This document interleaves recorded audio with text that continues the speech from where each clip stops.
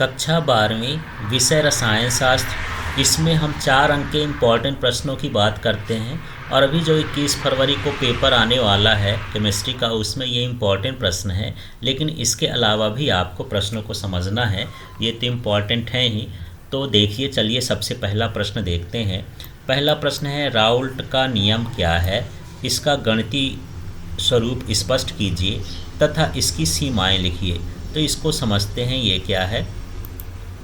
तो सबसे पहले राउल्ट का नियम देखते हैं। ये अवाष्पशील विलेय के लिए है। तो यहाँ पर क्या है, जब किसी अवाष्पशील द्रव में कोई अवाष्पशील विलेय को मिला दिया जाए तो विलायक का वाष्प दाब कम हो जाता है। विलयन में उपस्थित विलायक का वाष्प दाब विलयन में विलायक के मोल प्रभाज के समानुपाती होता है। तो यही जो है राउल्ट का नियम है यहाँ से यहाँ तक, कि विलयन में उपस्थित विलायक का वाष्प दाब विलयन में विलायक के मोल प्रभाज के समानुपाती होता है।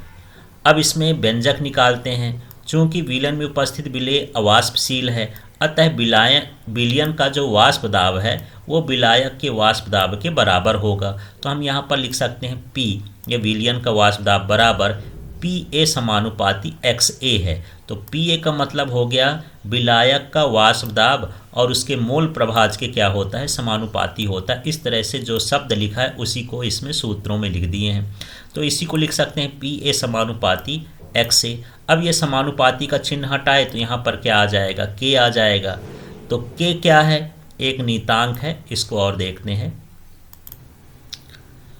तो इस तरह से राउल्ट के नियम का ये संकेत हो गया PA समानुपाती XA। तो PA जो है विलायक का वाष्प दाब, XA विलायक का मोल प्रभाज के समानुपाती होता है। समानुपाती का चिन्ह हटाएंगे तो एक नियतांक आ जाएगा, K हो जाएगा। शुद्ध विलायक के लिए जो XA होता है मोल प्रभाज हो गया, वो कितना हो गया, 1 हो गया। और ये जो वाष्प दाब है, ये वाष्प दाब ये शुद्ध वाष्प दाब के क्या हो जाएगा, बराबर हो जाएगा। तो इसको समीकरण 1 में हम रख देंगे। देखिए यहाँ यदि PA की जगह हम क्या रख दें, P0A रख देंगे और यहाँ XA की जगह 1 रख देंगे तो ये मान आ जाएगा हमको P0A बराबर K। तो मान रखने पर आप देखिए PA की जगह हमको क्या रखना है, यहाँ पर हम PA की जगह रख देंगे P0A और बराबर यहाँ K है तो K की जगह हम K रखेंगे और यहाँ XA है तो X की जगह 1 रख देंगे XA का मान। तो यहाँ पर K का मान क्या हो गया, P0A हो गया। इस तरह से K का मान हो गया। अब ये जो K का मान आया तो इसी सूत्र में हम इसको रख देंगे। देखिए PA की जगह PA रख दिए, K की जगह KA का मान ये वाला रख दिए, फिर ये XA की जगह XA रख दिए। अब यहाँ पर हम जानते हैं यदि विलेय का मोल प्रभाज XB हो तो हम जानते हैं कि दोनों मोल प्रभाजों का योग तो 1 होता है। तो XA प्लस XB बराबर कितना हो गया, 1 हो गया। अब यदि मुझे XA का मान निकालना है तो XB का पक्षांतर कर दूंगा तो ये हो जाएगा 1 माइनस XB। इस तरह से इसके आगे अब ये जो सूत्र आया था PA P0 XA इसमें, और यहाँ पर ये जो XA आया, यहाँ पर हम इसमें मान रख देंगे। देखिए कैसे कैसे मान रखना है। ये देखिए PA की जगह PA रख दिए, इसके बाद ये P0A की जगह P0A रख दिए, फिर हमारे पास ये XA था तो XA का मान इसको उठा करके यहाँ रख देना है। इस तरह से इसका मान रख देना है। मान रखने के बाद देखिए PA0 का इन दोनों में गुणा कर दिए, 1 के साथ गुणा किए तो ये आ गया, XB के साथ गुणा किए तो ये आ गया। अब हम इसमें क्या करेंगे, ये जो PA है ये इसका पक्षांतर इधर कर दिए हैं और ये वाले का पक्षांतर इधर कर लिए हैं। तो ये माइनस में था तो प्लस में आ गया और ये वाला माइनस में चला गया। अब हमको XB निकालना है, विलायक का मोल प्रभाज, तो इस तरह से हम ये निकाल लिए। तो इस तरह से यहाँ पर ये आ गया। तो ये जो P0A माइनस PA बराबर P0A आया, इसको बोलते हैं वाष्प दाब में आपेक्षिक अवनमन।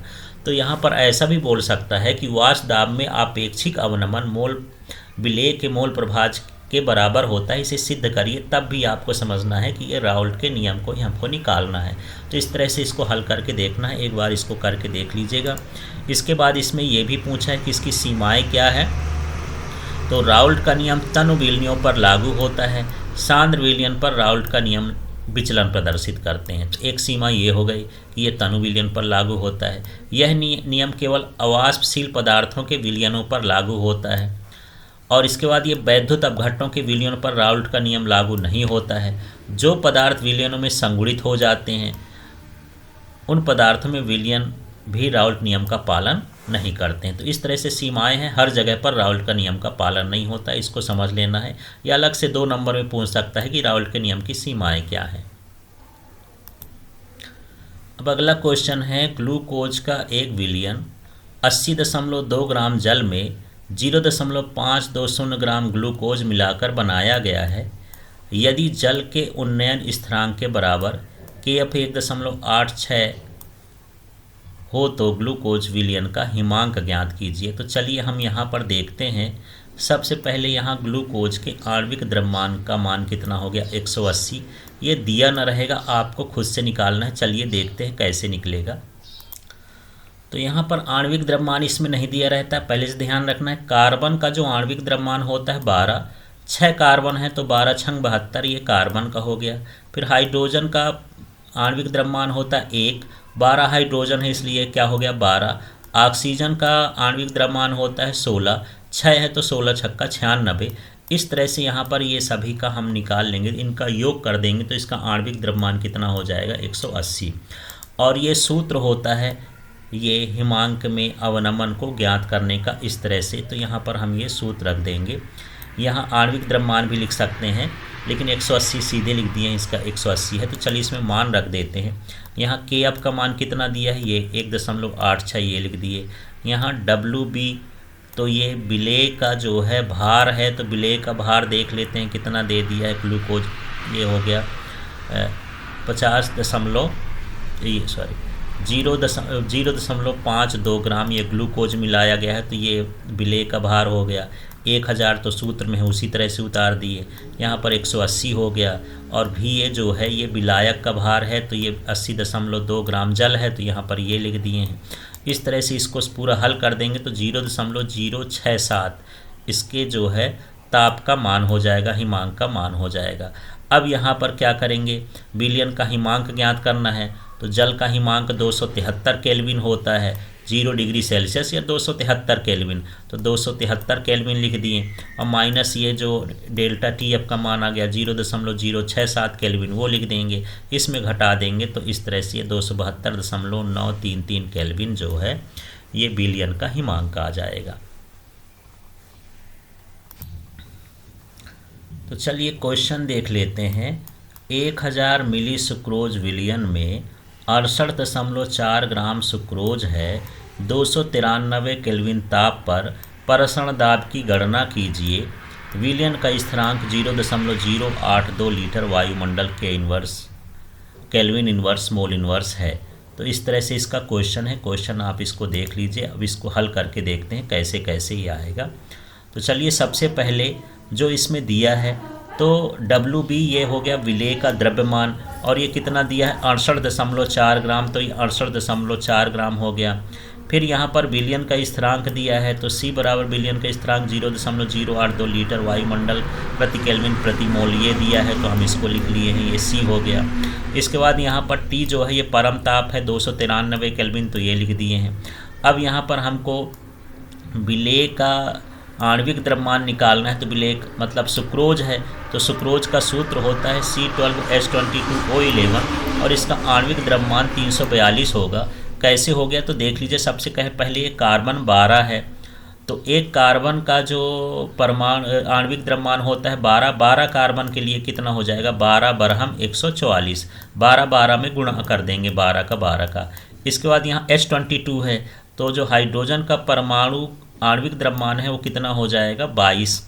इसके बाद ऑक्सीजन है, तो एक ऑक्सीजन का आणविक द्रव्यमान 16 होता है, तो 16 में 11 का गुणा कर देंगे तो ये कितना हो जाएगा 176। और इस तरह से इन सभी को जोड़ देंगे तो इसका आणविक द्रव्यमान हो जाएगा 342। तो इस तरह से आणविक द्रव्यमान आपको सुक्रोज का खुद से निकालना रहेगा, ये दिया न रहेगा। अब हमको निकालना है प्रसरण दाब। तो प्रसरण दाब के लिए जो सूत्र होता है ये होता है WbCT और बटे में ये MB है, B को नीचे रख देंगे, ये MB और इंटू क्या हो गया V, आयतन हो गया। तो इन सभी का मान रखते हैं। तो देखिए WB का मान ये 68.4 है, ये 68.4 हो गया। उसका भार हो गया विलेय का। इसके बाद C है, C का मान 0.082 है, तो ये लिख दिए हैं। इसके बाद T है, T का मान 293 है, तो 293 लिख दिए हैं। और ये जो MB है, मालिकुलर मास है, वो कितना है 342 है, तो 342 लिख दिए। फिर इसका जो आयतन दिया है वो 1000 मिली दिया है, तो यहाँ पर 1.0 हो गया लीटर में। इस तरह से हम इसका मान रख देंगे। मान रखने के बाद यदि हम इनका गुणा भाग कर देंगे, इनका ऊपर का गुणा करेंगे और नीचे वाले गुणा करके भाग करेंगे, तो ये 4.8 ये जो है ATM आ जाएगा, एटमॉस्फेरिक प्रेशर के बराबर हो जाएगा। इतना इसका जो है प्रसरण दाब होगा। इस तरह से इसको आप खुद हल करके देखिएगा कैसे कैसे आता है। इसके बाद हम चौथा प्रश्न देख लेते हैं। तो चौथा प्रश्न है, सिद्ध कीजिए कि प्रथम कोटि की अभिक्रिया का अर्ध आयुकाल अभिकारक के प्रारंभिक सांद्रण पर निर्भर नहीं करता है। या फिर ये भी पूछ सकता है कि अर्ध आयुकाल के लिए व्यंजक स्थापित करिए, तब भी आपको यही करना है। या फिर ये भी दे दे कि T½ बराबर 0.693 बटे K को सिद्ध करिए, तब भी आपको यही करना है। तो ये 2-3 तरह से प्रश्न आता रहता अधिकतर। तो इसको देखते हैं। प्रथम कोटि के लिए समाकलित दर समीकरण। तो ये प्रथम कोटि के लिए समाकलित दर का समीकरण होता है 2.303 बटे में T log बेस 10 A0/A है। तो ये प्रारंभिक सांद्रण है और ये बाद का सांद्रण। तो ये पहला समीकरण हो गया। अगले स्टेप में हम क्या किए हैं, T को इधर भेज दिए और K को नीचे लिख दिए हैं। बाकी ये सारी चीज़ें तो वैसे कर दिए हैं। इसके बाद जो हम अगला देखते हैं कि यहाँ हमको निकालना है अर्धायुकाल। तो यहाँ पर अर्धायुकाल की परिभाषा से हम क्या लिख सकते हैं, जो समय अंतराल है वो आधा हो गया, तो इसको हम T½ लिखते हैं। और जो उसका जो अंतिम सांद्रण है वो प्रारंभिक का आधा हो जाता है, तो ये A0/2 लिख दिए हैं। इस तरह से यहाँ पर हमको मान रख देना है इस सूत्र में, जो अभी आपका दूसरा नंबर का सूत्र आया है। तो चलिए यहाँ पर देखते हैं T। इस T की जगह पर क्या लिख दिए हैं, T½ और इसको तो पूरा उतार ही दिए हैं, इसमें कोई फ़र्क नहीं है। ये देखिए पूरा उसी तरह से उतार दिए हैं। अगले स्टेप में देखते हैं कि यहाँ पर A0 लिखा है, तो A0 भी उतार दिए हैं। अब दूसरे में A है, तो हम जान चुके हैं कि जो सांद्रण है प्रारंभिक सांद्रण का आधा हो जाता है, तो उस A की जगह पर हमको ये उतार देना है इस तरह से। तो केवल मान रख देना है। मान रखने के बाद देखिए A2 और A2 ये कट जाएगा, A0 ये जो 2 है ये ऊपर चला जाएगा गणित के हिसाब से। अब यहाँ पर हमको क्या करना है, देखते हैं कि यहाँ पर ये क्या बचा, log 2। अब हमारे पास जो मान था 2.303 वो लिख दिए हैं, बटे में K है तो K लिख दिए हैं।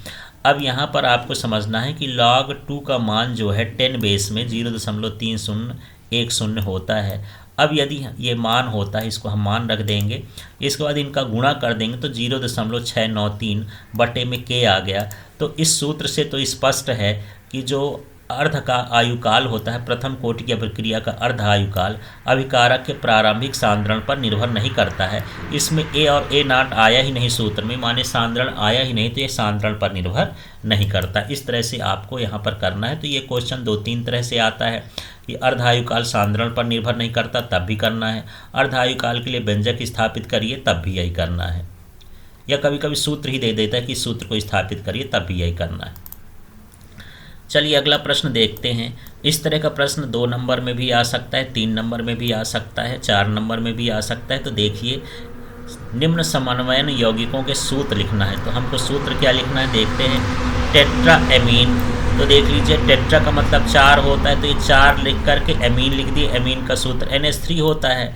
इसके बाद डाई एक्वा, तो H2O होता है एक्वा, और इसमें डाई लिखा इसलिए यहाँ पर 2 लिख दिए हैं। इसके बाद यहाँ पर अब क्लोराइड है तो ये क्लोराइड लिख दिए हैं। और यहाँ पर जो कोबाल्ट की ये इसमें ऑक्सीकरण संख्या वो 3 है, तो क्लोराइड के साथ कितना लिख दिए हैं, 3, क्योंकि NH3 और H2O क्या होते हैं, उदासीन होते हैं। इस तरह से इसको देख करके हमको यहाँ पर इसका सूत्र लिखना है। इसके बाद हम देखते हैं पोटेशियम, तो यहाँ पर हम ये पोटेशियम K2 लिख देना है। अभी 2, 3 कैसे आएगा इसको समझते हैं। फिर यह है टेट्रासाइनो, तो टेट्रा का मतलब 4 होता है, 4 लिख दिए। साइनो का मतलब CN होता है, SN लिख दिए। फिर निकलेट है, तो निकलेट जब ऋणात्मक लिगेंड होता है तो 8 लगाते हैं, तो यहाँ निकिल का मतलब Na हो गया। अब इसके बगल में 2 लिखा है तो इसको क्या समझना है, तो यहाँ पर ये समझना है कि जो ये साइनाइड होता है इसमें 1 माइनस होता है, तो 4 साइनाइड हैं, तो यहाँ पर कितने माइनस हो जाएंगे, 4 माइनस। अब निकिल की जो ऑक्सीकरण अवस्था है वो +2 है, तो यहाँ +2 लिख देंगे, तो क्या बचेगा, -2 बचेगा। और ये जो -2 बचा यही बताएगा कि पोटेशियम के साथ कितना लगाना है। तो पोटेशियम के साथ कितना लगाना है, 2। यदि ये 3 बचता तो 3 लगा देते, 4 बचता तो 4 लगा देते। और इस तरह से ये भी पता चलता है कि संकुल ऋणात्मक संकुल है। इसके बाद हम तीसरा वाला देखते हैं। यहाँ पर लिखा है ट्रिस एथेन 1,2 डाई एमीन, तो एथेन डाई एमीन को ये लिखते हैं ये, और ये 3 लिखा इसलिए इसको क्या बोलते हैं, ट्रिस बिस ऐसे होता है। तो यहाँ ट्रिस हो गया, और एथेन डाईएमेन को लिखते हैं ईएन, तो ईएन लिख दिए। इसके बाद ये क्रोमियम है तो यहाँ पर सीआर लिख दिए। फिर ये क्लोराइड है तो ये क्लोराइड लिख दिए। अब यहाँ पर ऑक्सीकरण संख्या 3 है तो यहाँ पर क्लोराइड के नीचे 3 लिख देंगे, क्योंकि ये तो उदासीन लिगेंड होता है। इस तरह से कुछ लिगेंड को पहचानना है, तभी आप इसका नामकरण कर सकते हैं। इसके बाद अगला देख लेते हैं, amine bromo dough क्लोरी dough nitro, तो इसको देख लेते हैं। यहाँ ब्रोमो भी है, यहाँ एमीन भी है, तो एमीन हो गया, ब्रोमीडो हो गया, और ये क्लोरीडो हो गया। फिर से देखिए नाम, यहाँ पर एमीन, फिर ब्रोमीडो, फिर क्या हो गया, क्लोरीडो, और फिर ये नाइट्रीटो। तो इस तरह से इनका नाम लिख देना है। और यहाँ पीटी है तो ये प्लेटिनेट है, तो प्लेटिनेट लिख दिए। अब यहाँ पर जो है क्लोरीन जुड़ा है, तो क्लोरीन में -1 होता है और -1 इधर लगा है, तो यहाँ पर जो है इसका ऑक्सीकरण संख्या 2 है, तो इस तरह से हमको यहाँ 1 बचेगा, तो ये -1 लिख देंगे। तो इस तरह से हमको इसको करना है। तो फिर से देख लीजिए, एमीन हो गया, ब्रोमेडो हो गया, क्लोरीडो हो गया, नाइट्रीटो हो गया, और ये -1 हो गया। इस तरह से इसका नाम करना है हमको। चलिए अब अगला क्वेश्चन है कि यहाँ पर निम्न समन्वयन यौगिकों के IUPAC नाम, इस बार सूत्र लिखा है तो अब हमको नाम लिखना है। इसमें आपको नियम समझना है, दूसरे तत्वों के नाम भी आ सकते हैं। तो सबसे पहले इसके संकुल का नाम लेते हैं। तो यहाँ पर देखते हैं 6 है, तो 6 के लिए क्या हो गया, हेक्सा। फिर ये एमीन जुड़ा है तो ये हो जाएगा एमीन। फिर ये कोबाल्ट है तो यहाँ पर लिख दिए कोबाल्ट। इसके बाद यहाँ पर ये जो है उदासीन है तो ये Cl के साथ 3 है, तो ये 3 इसकी ऑक्सीकरण अवस्था हो जाएगी। इसके बाद हमको क्लोराइड लिख देना है, ये हो गया। इसके बाद हम दूसरा देखते हैं। यहाँ पर ये सबसे पहले देख लेते हैं, यहाँ पर ये 5 है तो ये हो जाएगा पेंटा। इसके बाद ये हो गया एमीन, और इसके बाद ये Cl भी जुड़ा है तो Cl के लिए हो गया क्लोरीडो। और इसके बाद यहाँ पर क्या जुड़ा है, कोबाल्ट, तो यहाँ पर कोबाल्ट लिख दिए हैं। अब यहाँ पर Cl कितने हैं, 3 है, क्योंकि एक Cl में माइनस होता है, 1 माइनस होता है, 3 Cl हैं तो 3 माइनस हो जाएंगे। ये उदासीन होता है तो इसकी ऑक्सीकरण संख्या 3 हो जाएगी। इसके बाद यहाँ पर क्या जोड़ेंगे, क्लोराइड जोड़ देंगे। अब इसका थर्ड वाला देखते हैं। तो सबसे पहले इसमें बाहर का ये जो लिखा है पोटेशियम, तो इसके लिए हम क्या लिख दिए, पोटेशियम। फिर इसके अंदर का लिखते हैं तो ये हेक्सा, फिर ये हो जाएगा साइनो, फिर इसके बाद फेरेट, तो इसका नाम हो जाएगा हेक्सोसाइनोफेरेट। अब हम इसको कैलकुलेट करेंगे कि ये कैसे हो जाएगा। तो 6 माइनस हो जाएगा यहाँ पर, क्योंकि एक जो है Cl में 1 माइनस होता है, 6 तो 6 माइनस।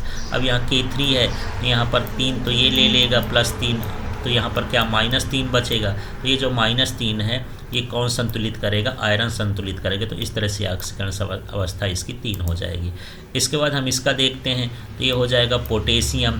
फिर ये ऑक्सलेटो होता है और 3 जुड़ा है तो इसका नाम होगा ट्राई ऑक्सलेटो फेरेट हो जाता है। अब यहाँ ऑक्सलेटो का जो कहना चाहिए, ऑक्सलेटो का जो ऑक्सलेटो में 2 माइनस होते हैं, तो यहाँ पर 3 ऑक्सलेटो हैं तो कितने हो जाएंगे, 6 माइनस। 6 माइनस में ये 3 चला जाएगा तो यहाँ पर 3 बचेगा। इस तरह से इसका हमको नाम लिखना है।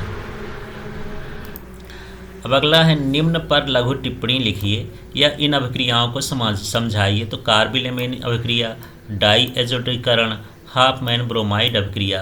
अब 3 अभिक्रियाओं को हम समझते हैं और इनके रासायनिक सूत्र भी समझते हैं कि ये क्या है। तो सबसे पहले कार्बिन एमील अभिक्रिया कहते हैं।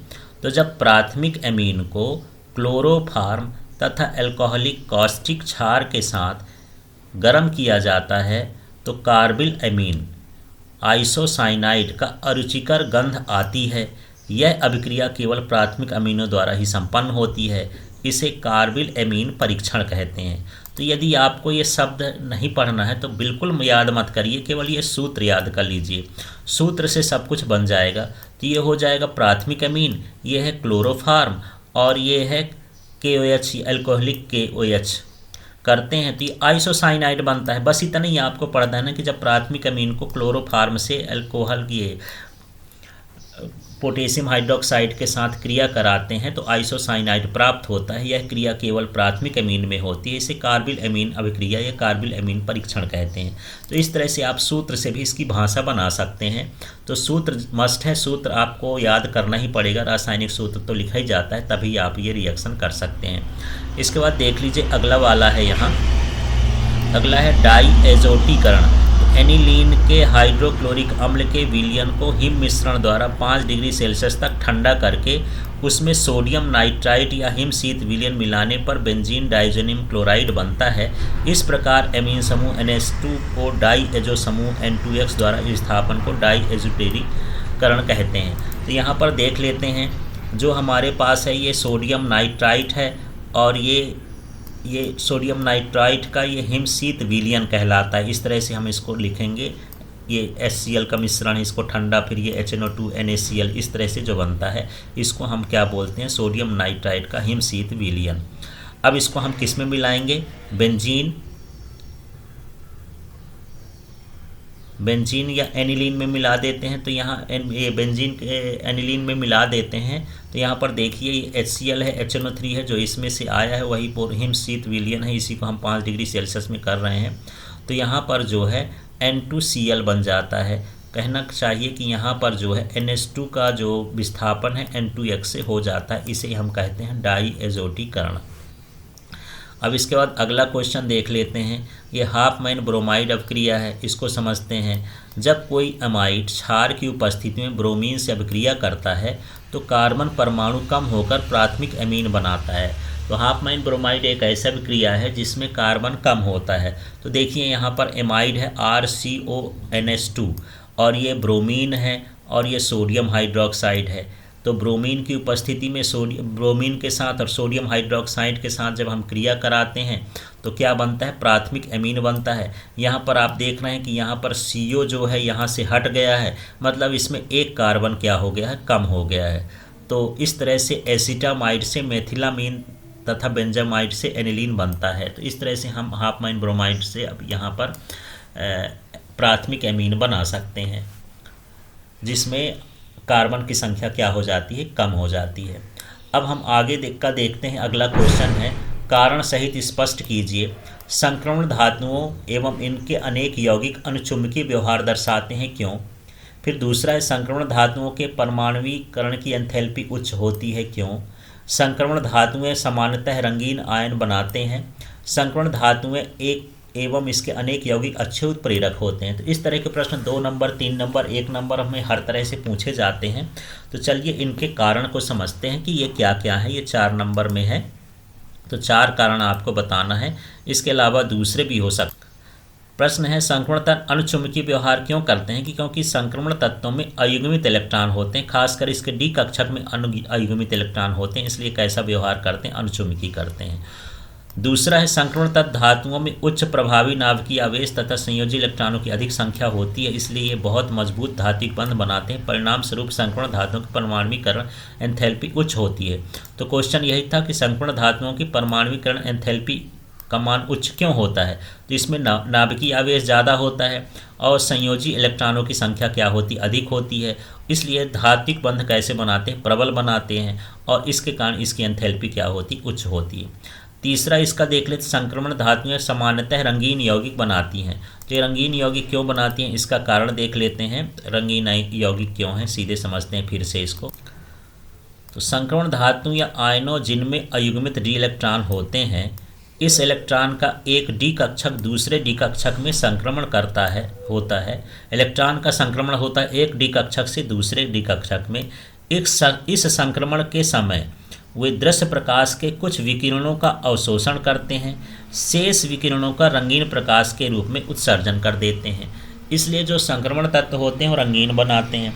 यदि एक शब्द में कहें तो इलेक्ट्रॉनों का डी कक्षक से डी कक्षक में संक्रमण होता है और इसी कारण ये रंगीन आयन बनाते हैं। तो ऐसे संक्रमण के समय कुछ रंगों का विकिरणों का अवशोषण करते हैं और कुछ का उत्सर्जन कर देते हैं, इसके कारण जो है रंगीन दिखाई देते हैं। चौथा देख लेते हैं, संक्रमण तत्व परिवर्ती संयोजकता प्रदर्शित करते हैं क्योंकि n-1 डी कक्षक तथा ns कक्षक इलेक्ट्रॉनों की ऊर्जा में बहुत अधिक अंतर नहीं होता है, जिससे डी कक्षक के इलेक्ट्रॉन भी संयोजी इलेक्ट्रॉन का कार्य करते हैं, इसलिए इसमें परिवर्ती संयोजकता उत्पन्न हो जाती है। अब अगला क्वेश्चन देखते हैं, हेनरी नियम को लिखते हुए कुछ प्रमुख अनुप्रयोग भी लिखिए। तो चलिए हेनरी का नियम समझते हैं क्या है। स्थिर ताप पर किसी विलायक के निश्चित आयतन में विलेय गैस का द्रव्यमान दाब के समानुपाती होता है जिसके साथ वह विलायक साम्यावस्था में है। तो यदि विलायक के आयतन में विलेय गैस का द्रव्यमान m तथा साम्य दाब हो तो m बराबर क्या हो जाता है, Kp। तो यही है विलेय गैस का द्रव्यमान जो होता है उसके दाब के समानुपाती होता है। तो अब इसका ये नियम हो गया। नियम के बाद यहाँ पर हम देखते हैं हेनरी के नियम के अनुप्रयोग। तो कार्बोनीकृत पेय पदार्थों के उत्पादन में जो मृदु पेय सोडा वाटर बियर और भी जो सॉफ्ट ड्रिंक कोल्ड ड्रिंक होते हैं वो कार्बोनेटेड होते हैं, माने उसमें कार्बोनीकृत पेय पदार्थ बोला जाता है। तो इसको बनाते समय उसमें CO2 की विलेयता बढ़ाने के लिए दाब का मान कैसा रखा जाता है, उच्च। जितना दाब अधिक होगा उतना ज़्यादा उसमें गैस जो है विलेय होती है, इसलिए वहाँ का दाब उच्च रखा जाता है। इसके बाद दूसरा है रक्त में घुली गैसों का विनिमय। अब गैसों का विनिमय कैसे होता है, देखिए श्वास के द्वारा अंदर ली गई वायु में O2 का आंशिक दाब उच्च होता है। तो जब हम गैस लेते हैं श्वसन करते हैं तो उसमें ऑक्सीजन भी रहती है, तो ऑक्सीजन का दाब कैसा होता है, उच्च होता है। फेफड़ों में पहुंचकर यह हीमोग्लोबिन से संयुक्त होकर ऑक्सी हीमोग्लोबिन बनाती है और यही ऑक्सीजन जैसे हमारे फेफड़ों में पहुंचती तो हीमोग्लोबिन से मिलती है और ऑक्सी हीमोग्लोबिन बना देती है। और ऊतकों में ऑक्सीजन का आंशिक दाब तुलनात्मक रूप से कम होता है, अतः ऑक्सी हीमोग्लोबिन से ऑक्सीजन मुक्त होकर कोशिका सक्रियण के लिए उपलब्ध हो जाती है। तो इस तरह से ऑक्सी हीमोग्लोबिन जो होती है वो रक्त में जाकर के विलेय हो जाता है। तो इसमें भी जो है हेनरी का नियम लगता है, ये हेनरी के नियम के अनुसार ही काम होता है। इसके बाद तीसरा देख लेते हैं गहरे समुद्र में गोताखोरी के लिए। तो गहरे समुद्र में गोताखोरी करते समय श्वसन के लिए संपीड़ित वायु का प्रयोग किया जाता है। तो संपीड़ित वायु में होता क्या है, संपीड़ित वायु में ऑक्सीजन तो होती है, इसके साथ N2 भी होती है जो सामान्य दाब पर रक्त में ज़्यादा विलेयशील नहीं होती है, किंतु उच्च दाब पर N2 में विलेयता इसकी क्या हो जाती है, बढ़ जाती है एवं N2 रक्त में जाकर के घुल जाती है। कब होता है, जब उच्च दाब होता है। तो रक्त में नाइट्रोजन की उच्च सांद्रता के हानिकारक प्रभावों या बेंस माने जकड़न के लिए रोकने के लिए गोताखोरों द्वारा प्रयुक्त टैंक में हीलियम द्वारा तनु किए गए He 11.7%, N2 56.2% और O2 32.9% भरते हैं। तो इस तरह से क्योंकि जब हम गहराई में जाते हैं तो दाब उच्च हो जाता है तो विलेयता बढ़ जाती है, उसे रोकने के लिए हम इस तरह का मिश्रण का उपयोग करते हैं। अगला क्वेश्चन है एसिटल्डिहाइड बनाने की प्रयोगशाला विधि का वर्णन करिए। तो इसको समझ लेना, इस तरह से संरचना बनाना है। एक फ्लास्क ले लेना है, इसमें एथेनॉल 24 मिली तनु H2SO4 60 मिलीमीटर लेना है। अब यहाँ पर जो है ये K2Cr2 50 ग्राम और जल 200 मिलीग्राम लिखना है और यहाँ पर ये संघनित्र लगा देना है। ये हिम का मिश्रण है, यहाँ पर ये एसिटल्डिहाइड एकत्रित हो रहा है, ये ईथर है और यहाँ पर अमोनिया प्रवाहित करते हैं। तो जो चित्र में बना है उसी को हमको यहाँ नीचे लिखना है। तो चलिए यहाँ पर हम देख लेते हैं। तो एसिटल्डिहाइड बनाने के लिए एक फ्लास्क लेते हैं, गोल पेंदे का फ्लास्क लेते हैं और उसमें जो है ये K2Cr2O7 50 ग्राम भर देते हैं, जल 200 मिलीलीटर भर देते हैं और एक कोनिकल फ्लास्क लेते हैं। इस कोनिकल फ्लास्क में एथेनॉल 24 मिलीलीटर और H2SO4 भर देते हैं 60 मिली। तो इस तरह से यहाँ पर इसमें धीरे धीरे करके गिराते हैं और इसको बालू ऊष्मक के सहायता से गर्म करते हैं और जब हम गर्म करते हैं तो इसकी भाप बनती है और इस भाप को हम संघनित्र की सहायता से ठंडा करते हैं और दूसरे पात्र में एकत्रित करते हैं जिसमें हिम का मिश्रण होता है और ईथर और एस्थेरिक गैस प्रवाहित होती रहती ताकि ये जल्दी से जल्दी ठंडा हो सके। बस यही चीज़ जो अभी मैं बोला हूँ चित्र को देख करके, यही चीज़ यहाँ पर लिखी है, तो यही इसकी बनाने की क्या हो जाएगी, विधि हो जाएगी। तो जो ऊपर चित्र में दिख रहा है उसी चीज़ को यहाँ पर लिख देना है। इस तरह से हमको एसिटाल्डिहाइड प्राप्त हो जाता है। इसके बाद हम अगला प्रश्न देखते हैं 11 नंबर का।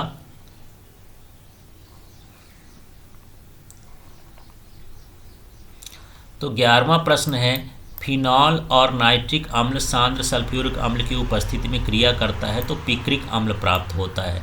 तो यहाँ पर क्वेश्चन था फिनॉल से आप 2,4,6 ट्राई नाइट्रोफिनॉल या इसी को बोलते हैं पिक्रिक अम्ल कैसे प्राप्त करेंगे। तो देखिए इसकी रासायनिक अभिक्रिया, ये फिनॉल है और ये नाइट्रिक एसिड है, ये सांद्र H2SO4 है।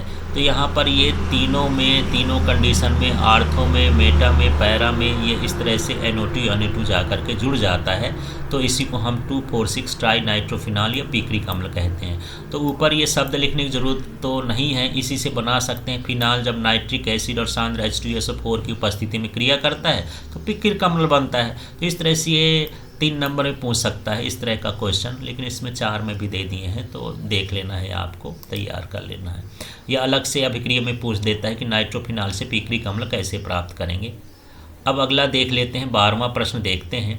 तो 12वां प्रश्न है, सीधा सीधा निम्नलिखित अभिक्रियाओं का समीकरण सहित समझाइए। तो ये रीमर टीमैन अभिक्रिया, कोल्बे अभिक्रिया, विलियमसन संश्लेषण, इस तरह से अभिक्रियाओं का नाम दे करके इसमें पूछा जाता है। तो इसके शब्द भी बनाने होते हैं, अभिक्रिया भी लिखना होता है। तो चलिए सबसे पहले हम यहाँ पर समझ लेते हैं। ये है रीमर टीमैन अभिक्रिया। तो क्षार NOH की उपस्थिति में फिनाल का उपचार क्लोरोफार्म के साथ करने पर अम्लीकृत किए जाने पर CHO समूह मुख्यतः आर्थो स्थान पर प्रवेश करता है। तो पहली कंडीशन में ये देख लेते हैं, ये हमारे पास फिनॉल है, ये क्लोरोफार्म है, ये NOH की उपस्थिति है। तो इसमें सैलिसिल्डिहाइड ये बन गया है और ये बन गया है।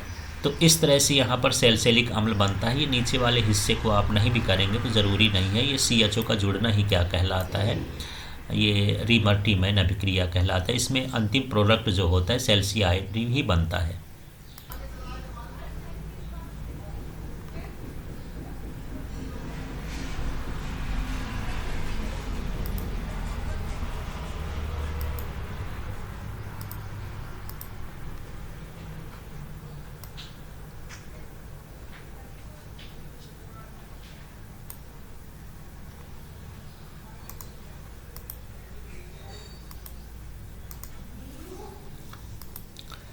इसके बाद अगला देखते हैं विलियमसन ईथर संश्लेषण।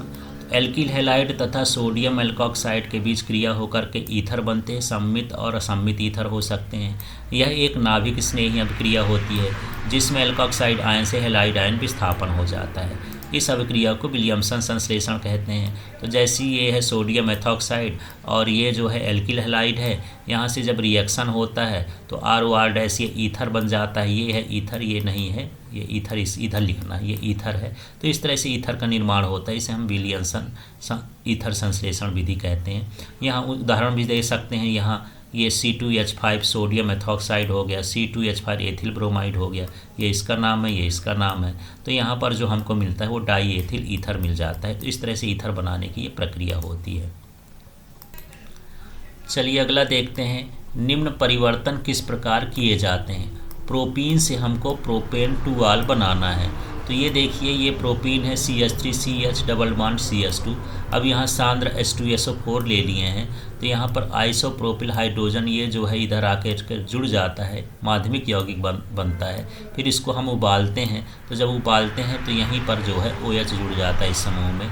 इस तरह से यहाँ पर ये प्रोपेनॉल प्राप्त होता है। तो ये रिएक्शन आपको इस तरह से याद करना पड़ेगा। अगला है बेंजाइल क्लोराइड से बेंजाइल अल्कोहल कैसे बनाएंगे। तो चलिए इसका आगे वाला देखते हैं। तो ये बेंजाइल क्लोराइड का सूत्र है और ये सोडियम हाइड्रोक्साइड से हम जब क्रिया करा देते हैं तो यहाँ पर ये बेंजाइल अल्कोहल बन जाता है। केवल Cl का यहाँ पर विस्थापन होकर क्या जुड़ जाता है, OH जुड़ जाता है। इस तरह से हम यहाँ पर बेंजाइल अल्कोहल बना सकते हैं बेंजाइल क्लोराइड से। अब इसका तीसरा है एथिल मैग्नीशियम क्लोराइड से प्रोपेन 1 आल बनाना है, अल्कोहल बनाना है, इसको भी हमको देखना है। अब तो ये है एथिल मैग्नीशियम क्लोराइड और यहाँ पर हम मेथेनॉल का उपयोग कर रहे हैं, तो एक ये माध्यमिक यौगिक बन जाएगा। यहाँ पर OMgCl ये सब जुड़ जाता है और इसके बाद यहाँ पर देख लीजिए ये प्रोपेन 1 आल, इस तरह से यहाँ पर हमको अल्कोहल प्राप्त होता है। इस तरह से हमको ये अभिक्रिया को याद करना पड़ेगा।